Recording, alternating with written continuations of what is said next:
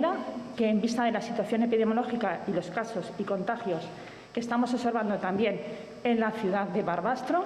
vamos a pasar a la ciudad de Barbastro a una fase 2 flexibilizada en el mismo sentido que se encuentran el resto de las comarcas, incluida la comarca central de Zaragoza. Y en segundo lugar, y mucho más importante, y aquí sí que quiero apelar a responsabilidad individual, tenemos que hacer un refuerzo institucional importante para que se limiten los movimientos en la comarca central de Zaragoza, Zaragoza capital y comarca central, tanto de entrada como de salida, para lo estrictamente necesario. Apelo a la responsabilidad individual porque esto no es un confinamiento, no es una orden de confinamiento, sí que es una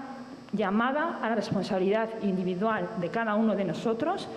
para limitar nuestros movimientos en aras a que todos juntos podamos conseguir frenar la posible oleada de contagios y transmisión comunitaria que se puede producir si no limitamos nuestros movimientos en estas regiones.